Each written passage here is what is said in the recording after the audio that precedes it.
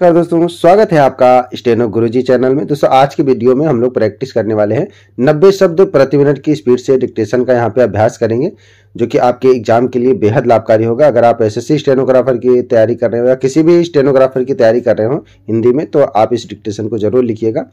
Dictation को सुनना है, लिखना है, उसको रीडिंग करना है, उसके बाद उसको ट्रांसक्राइब करके पीडीएफ से मिलाना और बताना जरूर कितनी मिस्टेक आ रही, कितनी आपकी तैयारी हो रही है। अगर आपका एसएससी का एग्जाम है तो जरूर ट्रांसक्राइब करिएगा। ये आपका प्रीवियस ईयर का डिक्टेशन है, तो आप लोग इसको प्रैक्टिस करिएगा। और वीडियो पसंद आए तो लाइक कर देना, चैनल को सब्सक्राइब करके नोटिफिकेशन बेल ऑन रखना, जिससे इंपॉर्टेंट वीडियो मिस ना हो। अगर आप फेसबुक से देख रहे हैं तो आप फॉलो कर लीजिएगा। इसके अलावा अगर आप डेली डिक्टेशन चाहते हैं, लाइव क्लास अटेंड करना चाहते हैं, तो आप चाहें तो हमारे चैनल का मेंबरशिप ले सकते हैं या हमारे पेड ग्रुप को ज्वाइन कर सकते हैं। अधिक जानकारी के लिए आप कमेंट करके पूछ सकते हैं या हमें मेल कर सकते हैं। मेल आईडी है studyforstenographer@gmail.com। तो ज़्यादा समय न लेते हुए चलिए स्टार्ट। Ready, 5 second, start. अध्यक्ष महोदय, आज सदन में खाद्य सुरक्षा विधेयक पर चर्चा चल रही है। मैं भी एक किसान परिवार से संबंध रखता हूँ। मेरे परिवार में आज भी खेती होती है। मुझे भी खेती का अनुभव है। मैं अपने अनुभव के आधार पर इस बिल के बारे में कुछ कहना चाहता हूँ। भारत विश्व भर में कृषि प्रधान देश के रूप में जाना जाता है। यहाँ की लगभग 70% आबादी गांव में बसती है और गांव का मुख्य पेशा आज भी खेती ही है।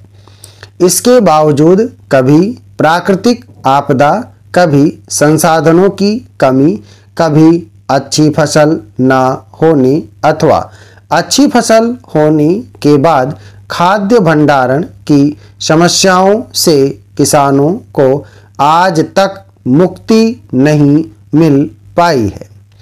स्वतंत्रता प्राप्ति के बाद से एक ओर जहां हमारा देश खाद्यान्न का उत्पादन बढ़ाने के लिए सतत प्रयास कर रहा है, वहीं सिंचाई के साधनों के विकास, अच्छे किस्म के बीज, रासायनिक खादों, कीटनाशकों के प्रयोग, आधुनिक यंत्रों और नई तकनीक के सहारे कृषि उत्पादन में सुधार दिखने भी लग गए हैं।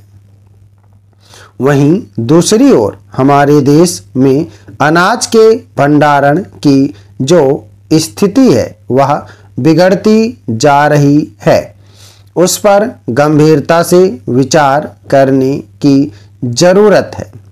पिछले कुछ दिनों से इस सदन में इसी विषय पर चर्चा चल रही है।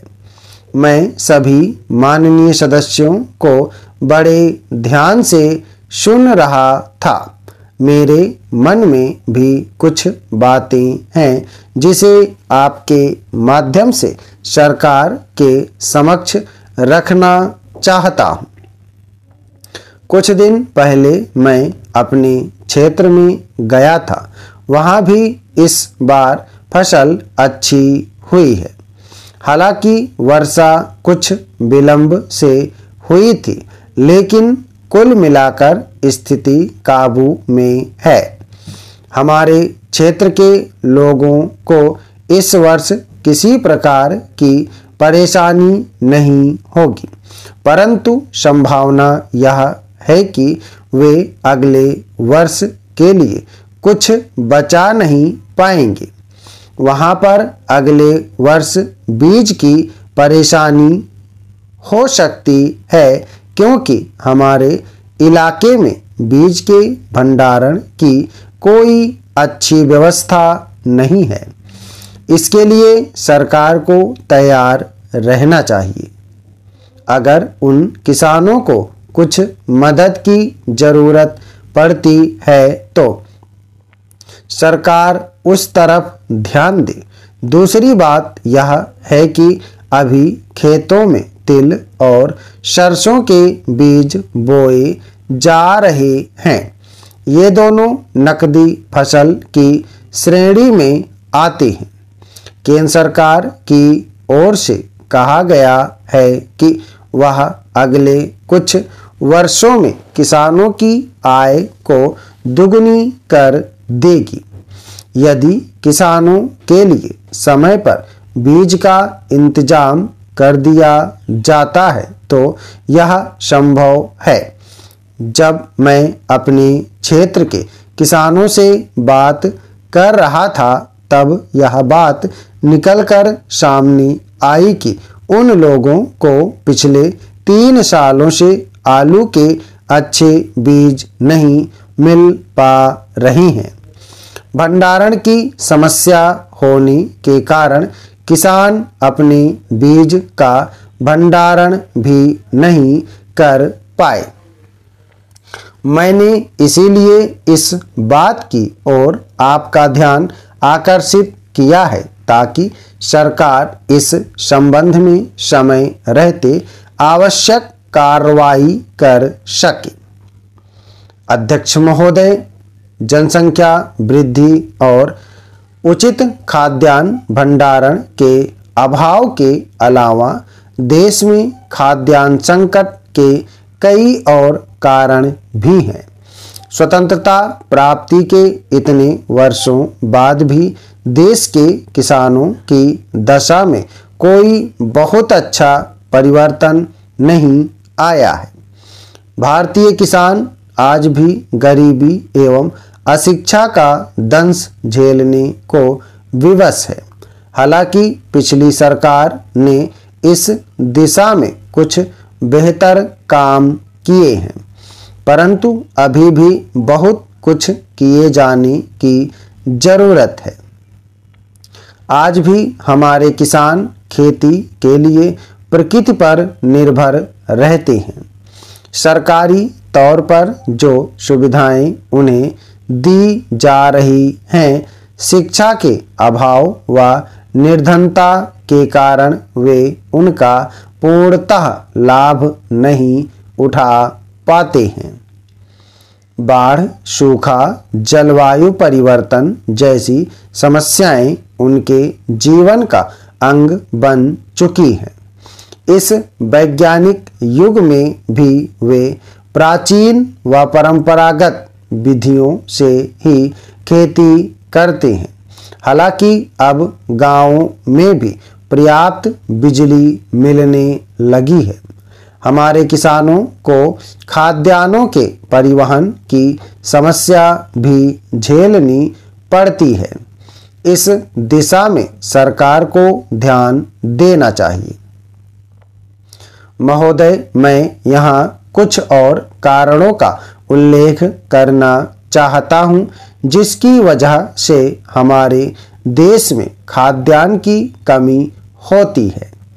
शहरों में भोज, पिकनिक आदि आयोजनों के नाम पर बड़ी मात्रा में खाद्य पदार्थों की बर्बादी की जाती है। इसके साथ ही भोजन पकाने की अनुचित विधियों के कारण भी खाद्यान्नों की बर्बादी होती है। देश में भूमि के वितरण का असमान होना खाद्यान्न उत्पादन की क्षमता को कम करता है। आज भी हमारे देश की कृषि भूमि का अधिकांश हिस्सा कुछ समृद्ध किसानों के हाथों में सिमटा हुआ है। भ्रष्टाचार के कारण भी खाद्यान्न संकट उत्पन्न हो जाता है। भारत में कुछ लालची किस्म के व्यापारियों द्वारा खाद्यान्न की बड़ी मात्रा में जमाखोरी एवं कालाबाजारी की जाती है, जिससे कृत्रिम रूप से खाद्यान्न संकट खड़ा हो जाता है। महोदय, पिछले वर्ष कहा गया था कि फसल अच्छी हुई है और अनाज का आयात खत्म हो जाएगा।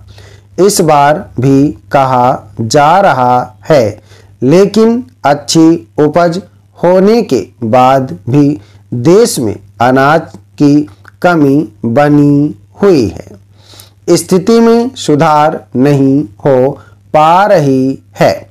इस वर्ष भी सरकार में अनाज के आयात की बात चल रही है। इसका क्या कारण है, इस तरफ सरकार को ध्यान देना चाहिए।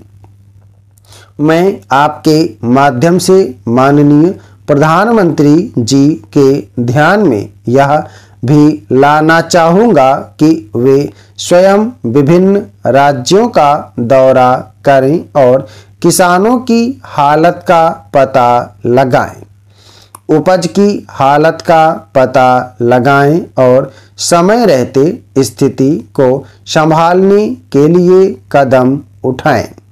सुनी सुनाई बातों पर भरोसा करके बैठ जाना गलत सिद्ध हो सकता है। एक बार स्थिति काबू से बाहर हो गई तो फिर उसे संभालना आसान नहीं होगा।